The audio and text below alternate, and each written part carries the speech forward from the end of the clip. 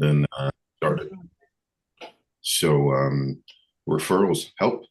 It's not a guarantee. It's not Right. a guarantee. I think that's the important word for 2026. I think most people, you all on this call, the regulars on this call, are aware of what's happening.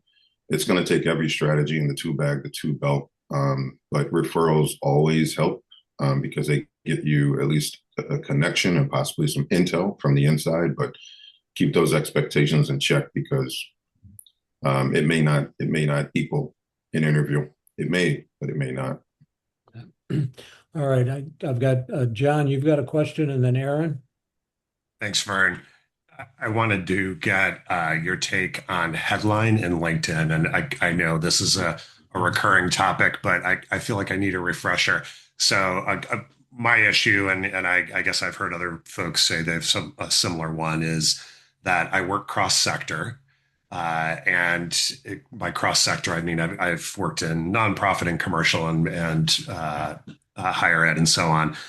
And I do a role that is called different things at different companies and often reports into different verticals. So where I landed with my headline was something that was more here are the types of work that I do best. And I had one of the C&M career coaches the other day say, I got to tell you, I looked at your LinkedIn profile. I can't figure out what you do. And I thought, well, that's a problem. If the headline isn't communicating what I do in So, some sort of with some sort of specificity, I have an issue. Could you just talk a little bit about how you think the headline is used by recruiters in particular, and then how much sort of latitude you have to uh, broaden your value proposition as opposed to getting to being obligated to state it very narrowly? yeah. Elke, you want to take the first shot at that? Um, yeah, I mean, this can go in a lot of different ways. And that person said that, and then the very next person could know exactly what you're looking for. So um, I wouldn't twist myself in knots too much, but I would say if you talk to three different recruiters or people in your industry and ask them, you could get a consensus outside of that, just for general information for everybody on the call. Again, there's no perfect answer on this, but I'll share two things. Number one, um, if I'm a recruiter, and you're a, I don't know, you're an auto welder, meaning you weld automobiles.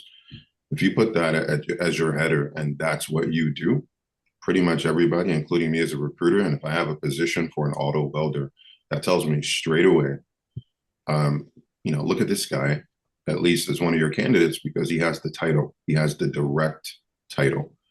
When I work with when I coach candidates or work with candidates, who are in the job search, one of the questions I ask them in the beginning is, "What title are you looking for, or what role?" And a lot of people will say, well, I'm not so much on the, titles aren't that much, aren't that important to me." And I'm like, well, you need to do it because it's your brand. It brands you. And it makes it easy for us because we don't want to do the guessing game. And employers don't want to do the guessing game. And so I would start with the title or, primary title and a possible secondary, but it's best on LinkedIn in your header to put one if you can when it comes to the title.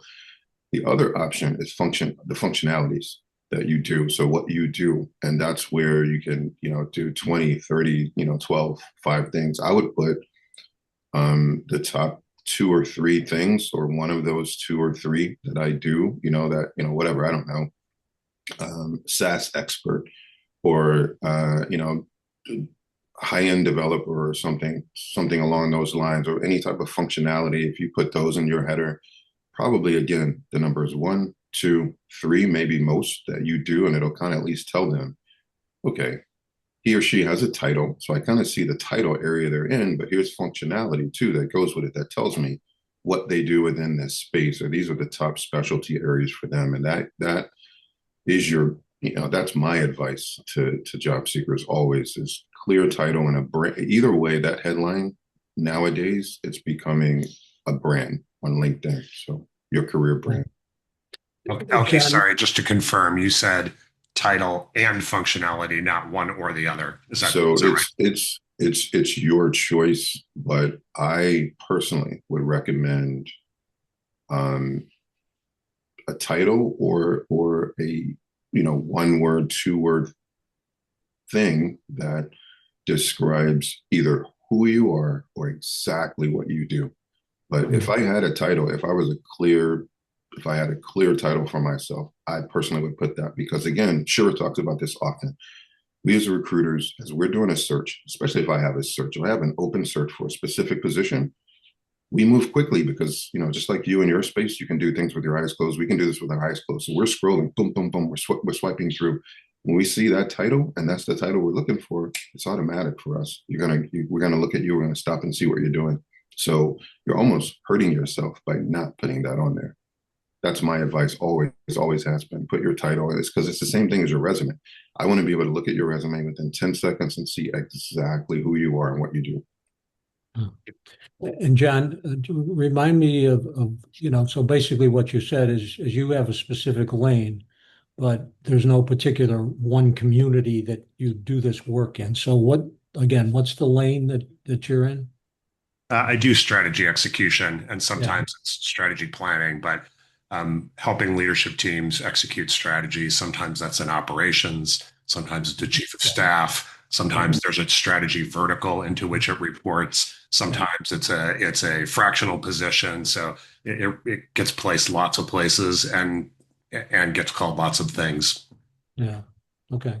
Well, Operations. I think most people would, I mean, strategy execution is pretty straightforward, I would think. Now, again, the strategy execution typically, if those types of jobs would probably, I don't know your experience, but a larger organization. True. Yeah. Yeah, yeah, Probably 500 or greater minimum. yeah, yeah. Okay. All And right. that Erin's had her hand up. Your turn, Erin. Hi, one, thanks. My question is related to interviewing. I've had several interviews lately, which I'm really grateful for and encouraged by because I went through a long stretch with no interviews. But I'm not getting any offers. And in some cases, I have been able to receive feedback. And in a couple of cases, they said, I was basically the runner-up. And I know it depends on so many factors, like some of the things we've been talking about this morning, but I'm wondering if you have any advice, like how I can move. What would it take for me to move from being number two to being number one? Mhm. Thank you very much. Yeah. So, having been through the job search myself several times, this is probably one of the most frustrating things in the whole job search process because you work so hard to get the interview. And I mean, you do all this other stuff, but the whole purpose of it is to, land an interview, and you've landed an interview. And obviously, you've done well in the interview if you came in second, right? Uh, so, um, um, I, and you say you got some feedback. Are you willing to share that with us a little bit? Oh, sure. And I meant to mention as well, by way of background, I'm in global health, international development, which, you've seen from the news, USAID and the United Nations, devastated. In my agency, UN Refugee Agency, there are about 7,000 of us worldwide who've been laid off by Yeah, now. To date. yeah, So yeah, in one case, they said, I was the runner-up, and it was for a job for emergency response in Jamaica following the hurricanes. And they said, you did well, Erin. There was nothing wrong with your performance, but the other person was available immediately, and they had experience in the region, which I did not have. And yeah, then in the second case, it was a little bit of a different role from my usual role. It was like a career advisor for a kind of job center. And they said again, like, nothing wrong. You really did well. We appreciated this, that, and the other thing. But the other person had more experience in case management specifically. yeah, So, yeah, yeah. yeah. Um, I'm at a loss to, to tell you what else you could do. I mean, if you're getting feedback that you performed well and, that they saw you as a valuable candidate, it just wasn't the right job for you at this point in time. Um, Elke, anything to add to that? Yeah, it's unfortunate. I'm sorry that happens. Nobody. I mean, that's just almost as frustrating. Sometimes more for some people than never hearing anything back at all. And what Vern was talking about with timing or right place, right time, right place, wrong time, wrong place, whatever. Um, Usually I do a deeper dive. And when I'm kind of dissecting to what's happening in the job search for people, if somebody's not getting an interview, we talk about that. Usually we talk about approach, resume, and things of that nature. But I always ask them, hey, how's it going? How's your job search going? Just so I can know, hey, I'm getting interviews, just not getting past the first round or just not getting past the second. When people tell me that I'm getting to the final stage, it means, for whatever it's worth, they definitely like you. And you definitely rank high. Obviously, you're a top consideration with the others. When it gets to that point, it's all about fit. And that could be some of the things you mentioned, like, hey, wow, we really, really like her, but wow, she doesn't have this and the other candidate has that. Or it's a money thing sometimes, but the final round decision, and I've been a part of many of these. I've been the bearer of bad news who've had to come back, and I've advocated for people too. It's like, well, she has that. Is it trainable? Yada yada. So sometimes it's beyond your control. Other times, they do look at things, and if you knew it, you would say, I can learn that in 2 weeks. But it usually comes down to fit, and so it's kind of like, yeah, you're great, but not, we still didn't select you. So I I would probably, ask a lot of other questions about the process, what things you were told along the way, just to kind of pick through some of that is what I typically do. It's hard to give a definite answer though, but if you're getting to final rounds, that means people like you. But there could be, it doesn't sound like it's a repetitive, issue. Every situation is different, but there could be questions. Sometimes there's questions you can ask, that may open things up and get them to give a consideration before they reach decision. But yeah, that'd probably be a deeper dive and maybe something to talk. Happy to talk offline about it a little bit more. Yeah. Thank you so Yeah, much, both of you, for your encouragement. So I can give you again a personal example, and this is almost laughable in my mind now. So this was probably in the year 2000. So I want you to think about how much technology existed in 2000 versus today. Okay. And I interviewed for a senior VP of HR in the Massachusetts area for Blue Cross Blue Shield. And I came in second. And I don't know why this happened, but the hiring manager actually asked me to go to lunch with her the following week. And she gave me feedback on it. And she said the only thing that was different is the other candidate had a little bit more knowledge in technology than you do. So I know which I was so grateful that I mean, think about that. That would never happen today. I don't think that would ever happen, that the hiring manager would take you out to lunch the next week. But the fact of the matter is, I still didn't get the job. So, it's a difficult, process. And the only thing that you really can measure in the job search is, are you getting interviews? Because you got to do all of this other stuff just to get to that point. So I, I'll and Vern's example opens a window of something that rarely happens nowadays. Number one, just feedback in general, and it's almost unbelievable to me, in our industry as recruiters. And I'm working on a writing project right now, and on one of those pages, I actually apologize to the job search world just for some things that happen with us recruiters. But there used to be a standard that if you had any kind of an interview, you would at least receive a phone call or an email back about your status. Obviously, that doesn't happen now. But what surprises me the most is there's people who make it to final rounds who have told me, I've made it to the final round and I didn't get any kind of a phone call or any type of insight or any type of feedback on a decision like this. And so Vern was talking about ways to measure it. Feedback is the number one way. And when I was talking about talking to you offline, I'll say this for everybody on the call. There are ways to manage your process because now they're doing less, and I get it. There's so many candidates, you can't respond to everyone, but there used to be a standard that if you received an interview, we would at least have some type of personal touch, even if it was just to let you know, hey, they decided to go with another candidate. You weren't completely, frosted out. And so what's missing now, and it's really bad for our work, is you have no idea why they made the decision. And again, they can't respond to 355 candidates with personal info. But if you're in the interview process, and especially if it's corporate and not working with a headhunter like myself, who's very high touch, I'm going to give you every detail along the way because that's how I work with my clients. It's structured that way. That feedback is a part of what we do all along the process. So if you're working with the headhunter or an executive recruiter for recruitment, most likely you're going to get details all along the way, what they like, what they don't like after each interview, all of that.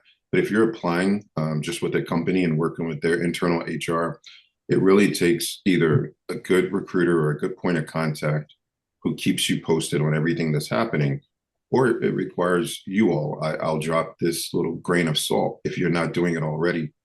There's lots of questions you can ask along the way, even in the beginning when they're like, hey, we'd like to speak to you Tuesday. Well, you can start then, like, hey, thanks for the interview. And then when you have that first conversation, and they're like, yeah, we're going to let you know something. Great. I look forward to it. Do you have any idea when that might be? 2 days, 3 days?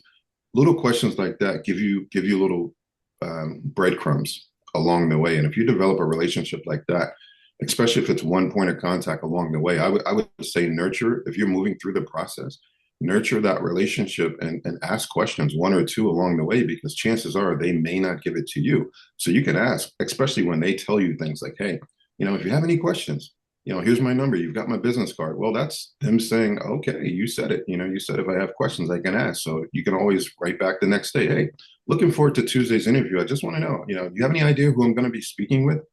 Or how many people are going to be in that interview? There's little questions you can ask along the way to build a relationship where they know, hey, she asks questions, he asks questions, and they'll tell you things along the way so you can at least start getting some feedback and some comments and some communication throughout the process.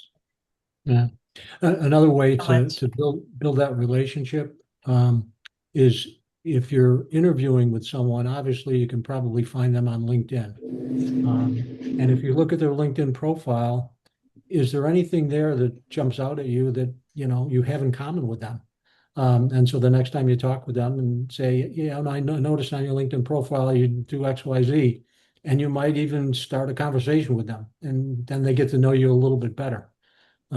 So Karen and then Angela. Karen?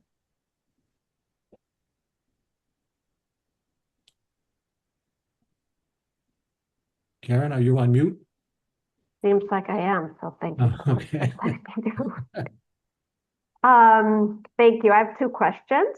The first one is, I applied for a job in the Montgomery County government. I don't know if the people on the call are local to the DC region, but if anyone, speaking of, I'm trying recently to apply for jobs where I ideally know someone within the company or have some kind of contact, which is not the case for this. So if anyone in the call has any type of contact with the Montgomery County government, and I'm happy to drop my LinkedIn on the chat. Yeah. Yeah, and that's not only drop your LinkedIn and on the chat or email address. I would encourage all of you to put that in there so that everyone else can, get in touch with you and with any of you if you see a job that might be good for somebody else, because some of you on the phone obviously have been on the calls and you know each other pretty well at this point. So, and if you continue to be on the call, Karen, then those types of relationships can happen too. Yes. Yeah. Thank you. Okay. And my second question Yeah. is, I've been like applying for jobs, trying to connect with people within companies. But in terms of reaching out to recruiters, I'm not so versed. So recruiters that don't work for a company, that don't work, they're not talent people within the company. Rather, I don't know. I'm talking maybe Robert Yeah. Half or that type of industries. If I could get some insight of how to navigate that, is it better even to reach out to one person and try to develop a relationship with one person? Like I'm not. I was in my previous job for 16 years, so I haven't been out there so much. So any insight of the recruiter world would be Yeah. appreciated. Well, Elke, that's a question that you should answer because this is what Elke does. So, Yeah, and I'll say to start, that'll probably be that'll be good to talk offline, but just as a refresher for everybody on this call as well. Again, um, set your expectations on recruiter response, timing, or at all. But yeah, I absolutely encourage everyone in the job search to, at minimum, um, reach out or make connection with at least one staffing firm, headhunter, recruiter. I know some of you may have had bad experiences with one or more. So, you know, do what you need for your health, but for your mental health. But having a recruiter in your corner, it doesn't guarantee anything. But if you can, for example, you mentioned Robert Half, you know, I've done some contract work with Robert Half in the past. I've known some good people with Robert Half. I've also heard other people who said, you know, yeah, I used to work with RH. They suck. Um, and then I've made some attempts myself to reach certain people, and then they have good sides, they have bad sides. What I would say is somebody as big as Robert Half or a Deco. I used to work with the Deco. Ron Stock's pretty big. There's Kelly. There's so many other ones. Then there's boutique firms like myself. I would say sometimes the boutique firms are a little bit more responsive because we don't have such a big desk or bandwidth, or we're not as busy as some of the bigger ones who kind of have systems in place, phone calls, metrics, and usually all of us, especially the bigger ones, they're kind of focused on their desk with the recruitments and the searches that they have. And so they don't have a live recruitment that fits your space. They're not going to be as excited about you because they're trying to fill roles that they have in front of them right now. Um, there used to be a big deal about, you know, collecting people in pipelines and saying, you know, yeah, you're a great candidate. I want to keep you nearby just in case something happens. That's the neutral for all of us. That's the default. Is if you fit our spaces that we typically recruit in, we'll stash you and add you to our pipeline. And, you know, if something comes along, we'll reach out to you then. It might be icy cold if we don't have anything until we do. But having somebody in your corner, or having a recruiter, um, having one, you may wait 6 months and you may never hear from me. But if I get a role, you're going to be one of the first ones I call. And not only that, I'm going to have an inside track to fast forward you through the line quicker than you ever would if you applied online, because I can get you in front of the hiring manager that day and get feedback immediately and move you through the process. So also meeting a recruiter who's willing to talk to you, learn what you're looking for, yada, yada, yada, and get all of your specs. If you have one or two or three of those, it's kind of like having real estate agents who are keeping their eyes out for houses and homes that you're looking for. We'll know exactly what you're looking for. We're motivated to go find it. So it's good to have people like that in your corner. I could talk offline about the approach, what to say, what not to say, if you want to connect offline. Thank you. Thank you very much. all right. Stella?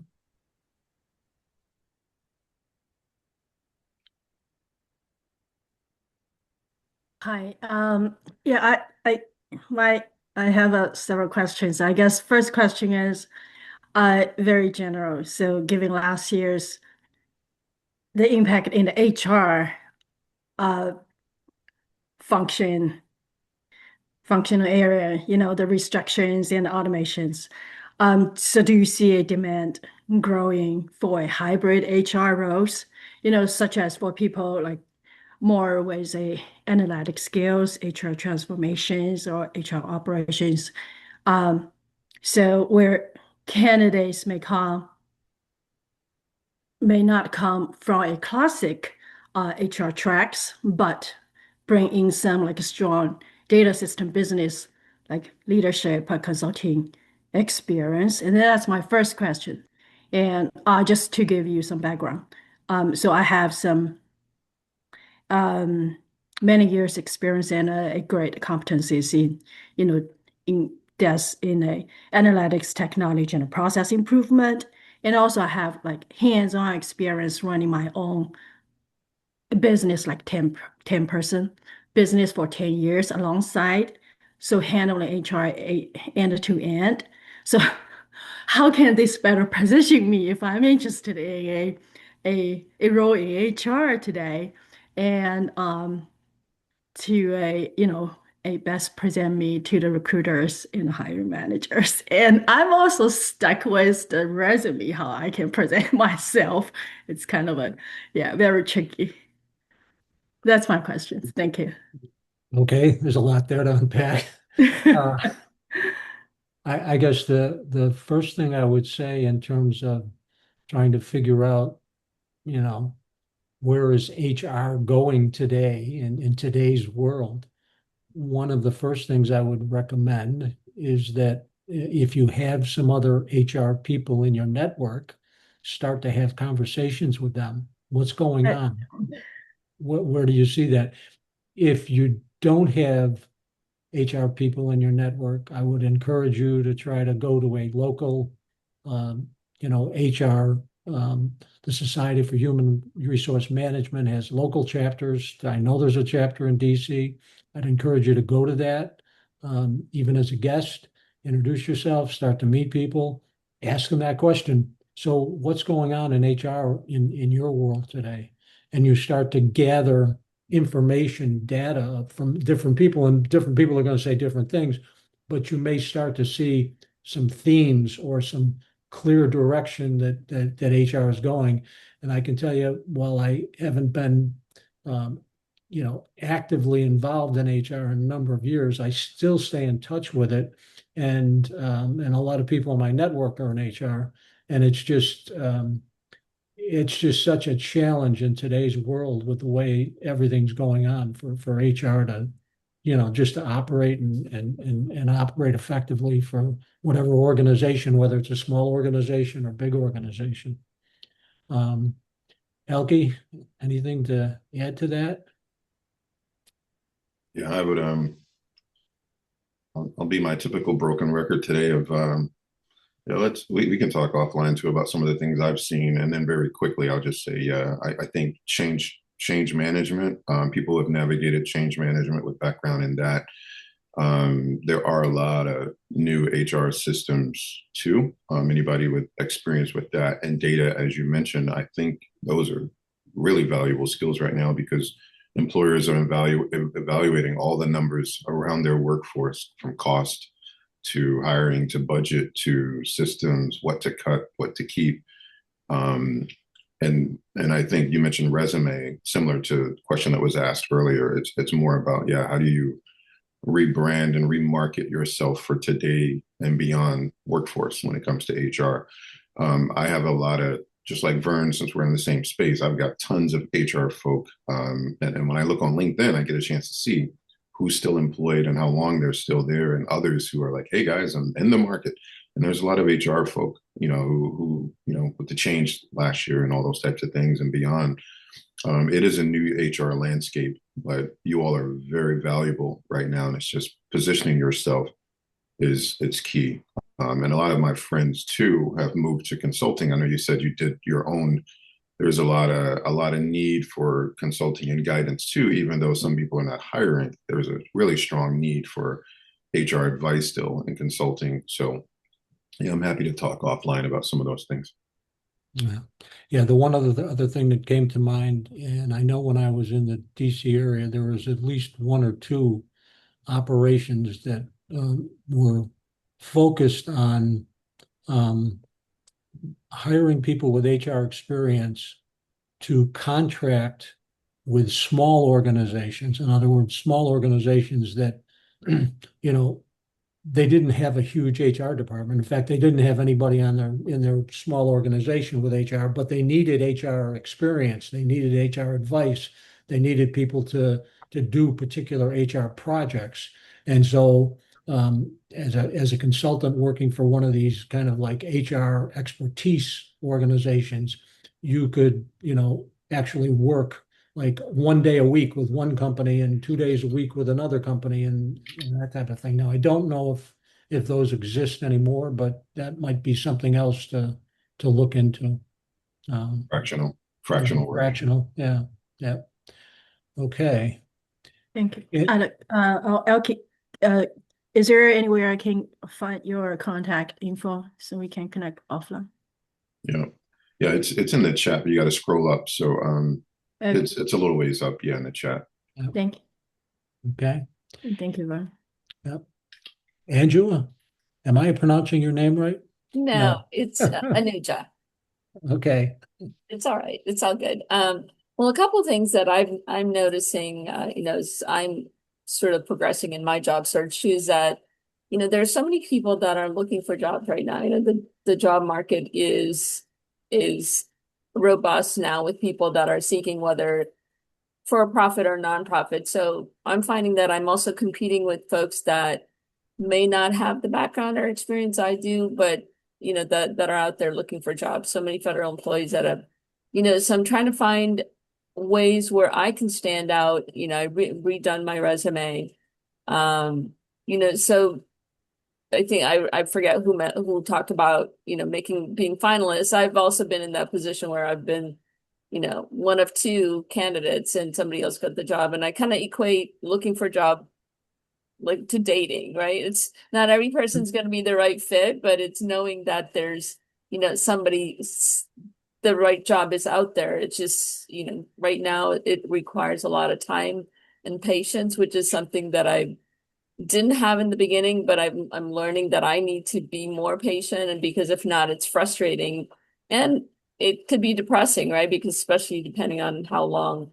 So that's the first thing I wanted to say. I'm finding that I'm competing with, in some cases, people that I know that are in the same field. So knowing that there might be people that that are interviewing or, applying for the same jobs is also challenging to make sure that you know, keep that in mind as you're applying. So I'm trying to find ways to,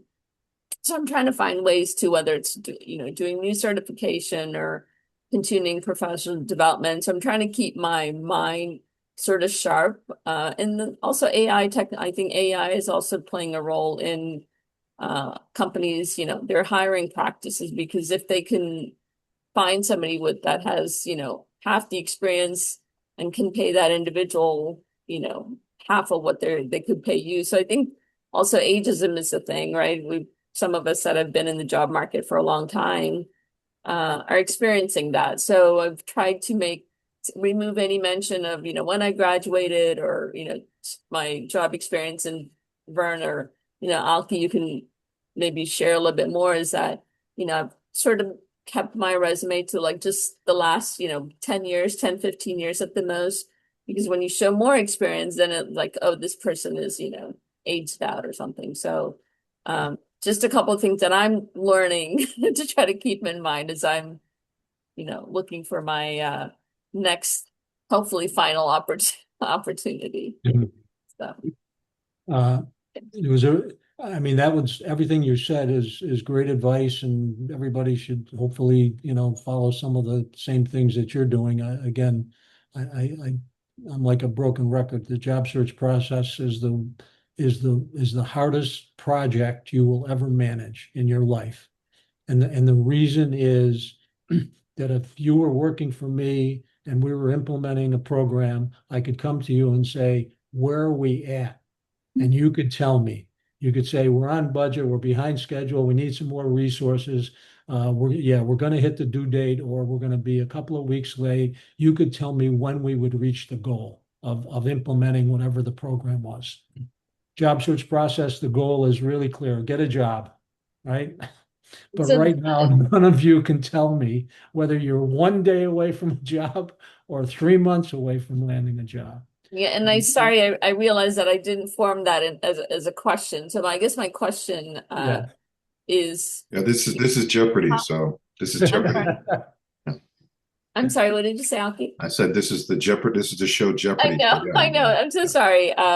No, I guess my question is, given the tight job market is, do you have any advice or guidance as to how to try to stand out, how to make sure that your resume, I always try to look at the job description and then I ensure that in my cover letter, I try to make, mention specifically things that they're looking for that I've done. So, so I've tried different things, but obviously, hasn't worked yet. So any advice or guidance in, trying to like determine how your cover letter as well as your resume can stand out for, that particular employee.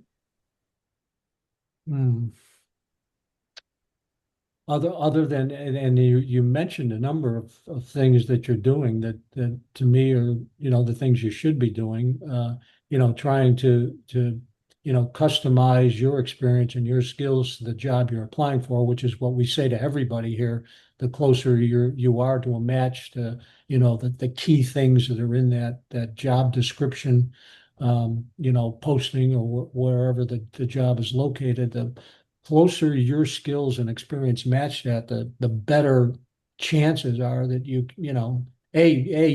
qualified, and B, you'll get a call and hopefully get in the interviewing process. Because that's, as I said, the only measure is, the goal is clear. And the only real measurement in the job search process is, are you getting interviews? Because as you said, without that, it is a very, as you all know, very frustrating process. Um, Elke, anything to add to that? I don't know that I have a specific, this is the magic. If I did, I'd be a really rich guy if I had the magic pill or the magic wand. Yeah, all good questions and all good statements. As Vern said, I was nodding along with everything that you were saying. All your observations are spot on. 12 step. Let's number one, let's just admit the problem. We're in the multiverse right now, in the world, and also the job market. It's been swallowed up into all of that. Recently, last year, it didn't help at all with more job losses, layoffs, and all those types of things. So let's all first. There's a lot of people who've been following this group and this call for a while. So we talk about this all the time. It's nothing new. It's probably nothing new to everyone here. But yeah, step number one, it's crazy out there right now. And it's also a world that's flipped on its head. It's the multiverse. That things that used to work, things that we used to tell you, a lot of those things don't work anymore or don't work as easy, or it doesn't apply the same way. You may get lucky, but maybe not. And so, yeah, step number one is just deep breath and understand it's extremely crazy. Crazy means you may have 15 years experience doing what you've done. And now they look at you and say, you don't have enough experience, which makes no sense at all. So it means somebody's wrong. It's probably not you. It's them. And the approach is different. The people that are looking at your resume, and I'm talking about applying online. Applying online is bananas right now. It's bananas, and so it's a roll of the dice. And to Vern's point, if you're going to be applying online, because that's really submitting a resume, and you have absolutely no clue what they're going to do or if they're going to do anything at all, and you've probably already been rejected many times, and it's not you, it's them. They have many internal reasons, many internal problems for why they selected somebody else and not you, or blah blah blah, whatever. So that's a complete crapshoot. But if you are going to apply online, to Vern's point, I would be 99.5. I would make my resume for every individual job. And I know this sounds like a broken record, but if you're going to play that game, you have to play by their rules. And it still doesn't mean you're going to win. But if you're going to be applying online, the minimum that you could do is to try and mirror your resume as much as you possibly can with your career to what the job description says. And that's just to go down that job description and try to make it match 85, 80 to 90. I mean, really these days, it's really 90 to 90%. If 80 is where you are, do 80, but anything under that, your expectations, almost forget about it unless they call you back. So that's applying online. The other thing we talk about on this call is part of this multiverse is being proactive. It's no longer a world of let me sit at the computer and look at all the jobs that are there. And hey, I applied to 39. Well, 39 probably won't call you back. Maybe they will, maybe they won't. So it's a whole new approach of you being proactive, something we've talked about on this call, finding people you know, finding people in your industry, reaching out to CEOs. A lot of times CEOs and owners and C-suite folks, they don't like to see talent go to waste. You may not always hear back from them, but skip the online apply sometime and just go straight to the CEO and just go, hey, I know you have an HR department, but just curious if you're ever interested in somebody with my background, or would you be? Or do you guys ever hire people like me? If they say no, it's the same thing you're going to get if you apply online. So try different things, come at it from different angles, and see what happens. But your approach can't be the same because you do the same thing, you're going to get the same results. So try different things. Don't be afraid to take risks. And also you're going to have tough skin, and also, yeah, connect with, a couple of recruiters as well.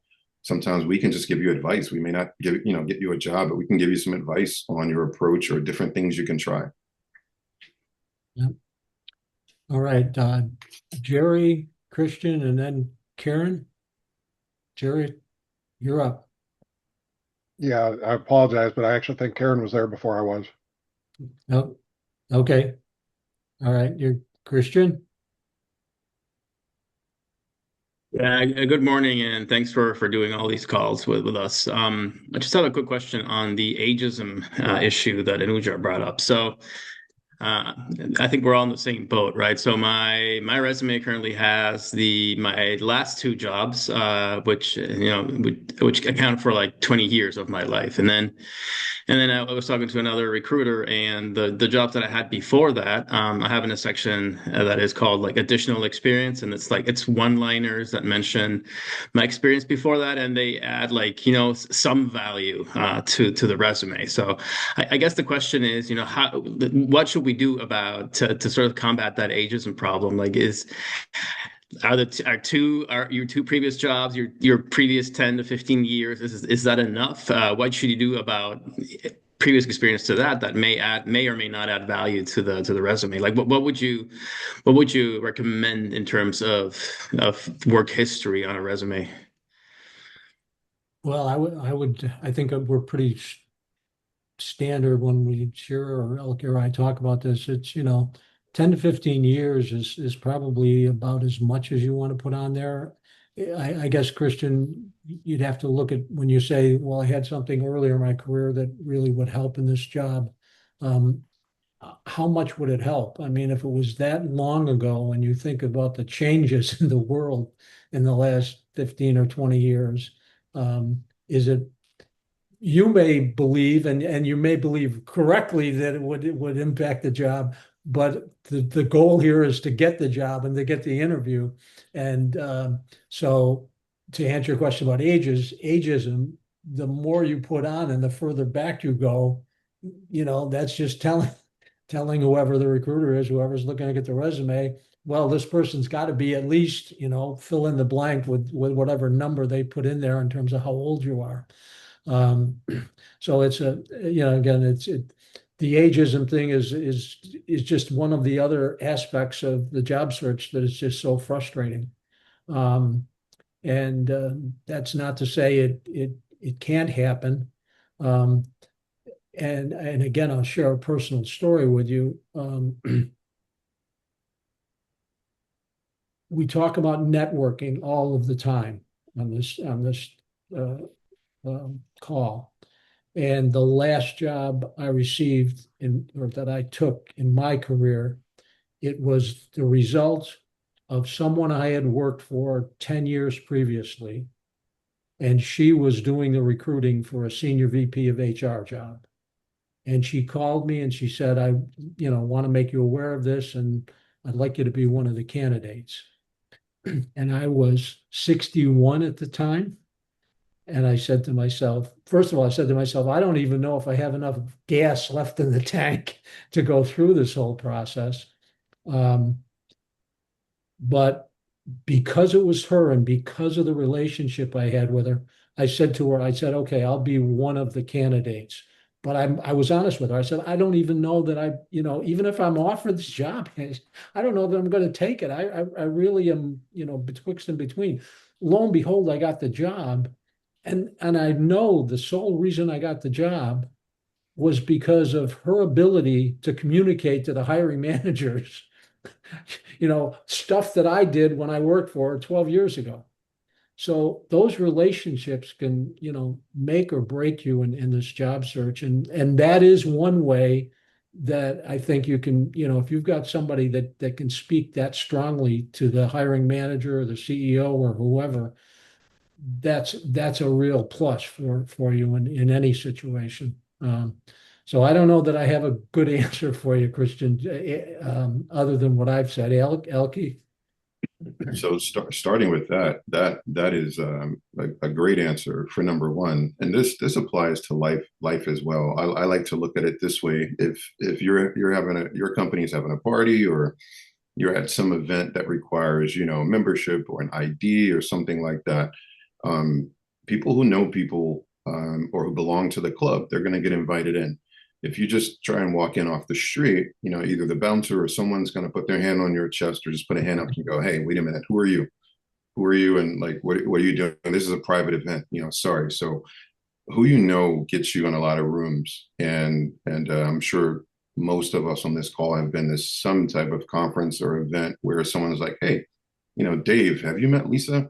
And there's the introduction. And then, with that one introduction right there, your scars, your imperfections, your tenure, your years, all of that. "Oh, no, Dave's good. He's been doing it for a long time." It's really the person who vouches for you that can cover up a world of miscommunications and mistranslations. Because another term that I hide, because it's in a book project that I'm working on. I really don't like releasing this one, but when it comes to resumes, it's the resumatrix, I call it. It's like the matrix. It's what in the world do you have to do to get your resume to get the right look, to be translated properly, to be understood. It's a dangerous piece of paper or online document, because if you put that out, you're being judged by it to a T. They'll literally look and go, nope, she's got 16 years. We're looking for somebody with 15. Sorry. They're extremely nitpicky, because of good reasons. Some are stupid reasons, just to be honest, but they're really nitpicky because they're risk averse. And so having somebody who can introduce you, and I know we talk about this a lot on the call, and I know a lot of times people are like, I don't know anybody, but the effort to find somebody who can make an introduction, even if it's a job you see online before applying. I always tell people, don't apply yet, because a lot of times you get blacklisted. And it's good to find a job online that you think you're a real match and fit for. Then take a look and see, is there anybody that I know has any kind of connection at all to them? Because I want to get an introduction. Introductions and referrals and recommendations go a long way, and they go much further than just coming in blind and cold. But to the point about years and experience, age bias, I'm a recruiter. I've seen it. It's not supposed to happen. It happens all the time. Usually it happens indirectly, because they're not going to just break, EEOC laws, intentionally up front and blatantly, but it happens all the time. So there are some ways to rebrand and reinvent, to somebody's question over there. You guys are already doing gymnastics to twist and customize and change your resume. I would say that if you have experience these days in the workforce, if you have a lot of experience, 15 to 20 years, 25 years, if you are going for a leadership role and you want your experience to be valued, and that's the echelon that you want to stay and operate in, you don't make many changes. You may tweak it, but it's really more, who are you meeting with? Who are you presenting to? And who are you approaching? So if you want to be respected for your 20 and 25 years, and that's the role you want, even in this tough job market, you need to be talking to decision makers up the food chain, who see the value in your years and your experience, and they need someone with years and experience. And a lot of times they'll put that on the job description, but you really need to put yourself in that box of opportunities. Anything else under that, there's a chance somebody else without the experience appreciation is looking at your resume. And so if you're not looking for like CEO, SVP, something that they want years of experience and where you've proven yourself. If it's anything under that, I would say, less is more. I don't like the terminology dumb down your resume because you're not dumb and those years are valuable. But there is a way to streamline your resume into a package where you're just feeding them, the appetizers. And you're basically telling them, listen, this is what I got. It's a one pager. And I'm shrinking this down to maybe 12 years, the last 12 years. If you want to talk beyond that, give me a call and we'll talk about it.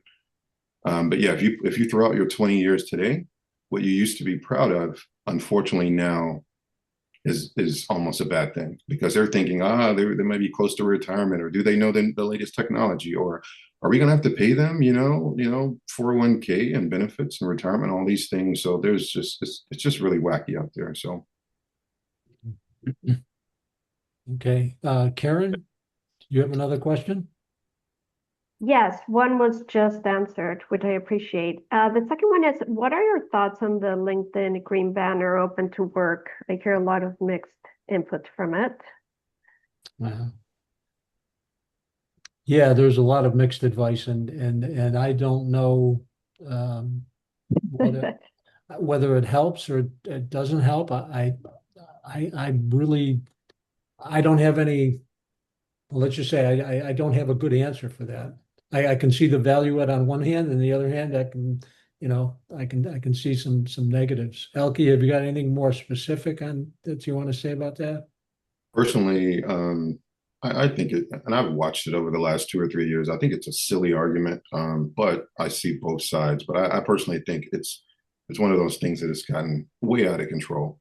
At the end of the day, if you're looking for a role and you want to show people, hey, pick me in this crazy world, see my green banner, I'm looking.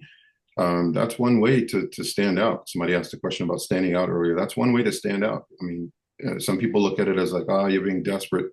These are desperate times. So my advice is, if you feel comfortable doing it, it's one way to show. Some people think with the postings that you may do after that, like, hey, everybody, here's 650 posts just today that I'm looking for a job. So if anybody knows me, well, even that person, if they're desperate, hey, to each their own. But I think, if you do something like that, people may look at that a different way. But using that simple green banner, I mean, it's you're looking. Yeah. I mean, it's no secret that a lot of people are looking for jobs for today, so it's I guess that's one, if you feel comfortable using it, then use it. I guess I'm thinking if I was in the job search, I'd probably, use the green banner. I'm looking, I'm just, so. Thank you. Dave? Thanks. I just want to be a little bit of a contrarian because, I was concerned about my age, that was going to be a big factor. But since I got 3 job offers at 64, I don't think that age is the operative thing. The other thing is, I know the old story was you're never more than 32 because you only show the last 10 years since college.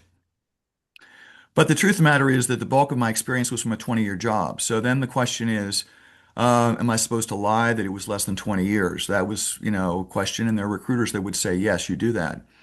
But I've worked on 2 contracts since then, and age was not a consideration. So I just don't think we should talk in absolutes. Now, those job offers were in 2024, and this is a different world in 2024. So I think things are definitely different now. But I don't think we want to get caught up in just saying, the age. And also, when they see you, they're going to kind of know that you're not 25, So I just think that there's a balance to this. That's all I wanted to say. Okay. Thanks for that balance, Dave. Appreciate it.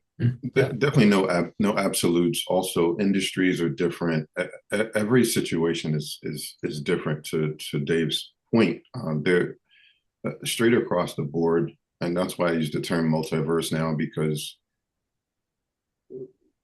I've always told candidates you should customize, always be prepared to customize or tweak different things. You may not tweak your entire resume, But whatever people are asking for, unless you have a resume that just kind of can stay static on its own, and it's take it or leave it, guys. This is who I am. This is what I've done. This is what we're going to work with.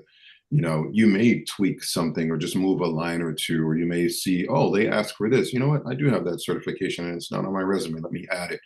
But every situation is different. And that's why I was making the point to say, if you have your years and you're in a field where your years, and as a matter of fact, let's skip the years for a second.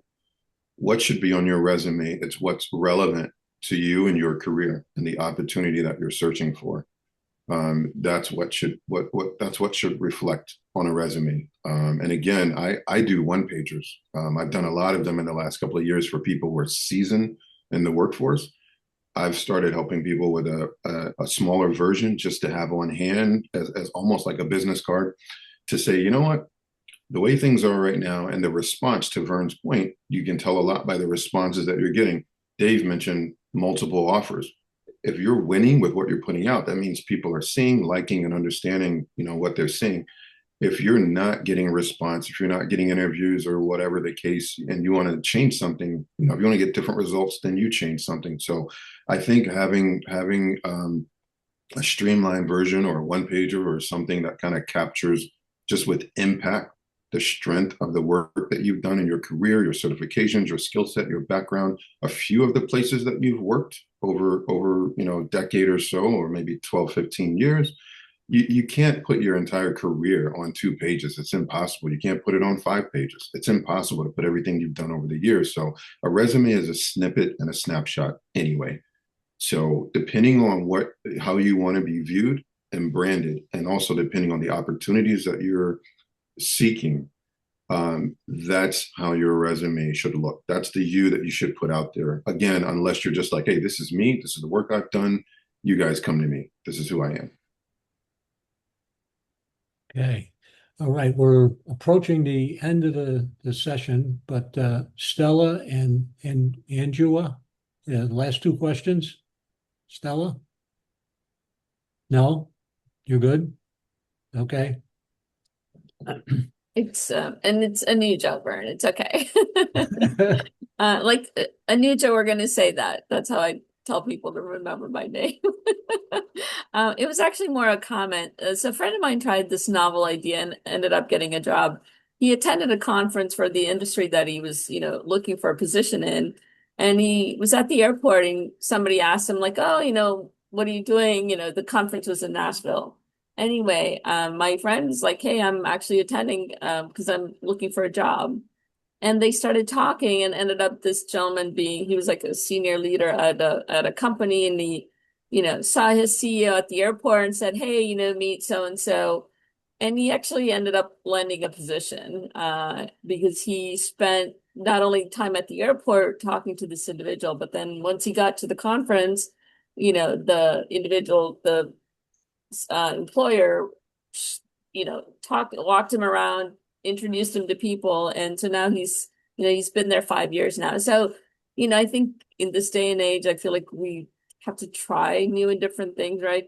Picking up from what you and Alfie said, is that like, how do we stand out and what are some of the things? So is that something we should try, is like, try to say, hey, because I did reach out to somebody that was a CEO for an industry I was interested in, and I never heard back from the CEO.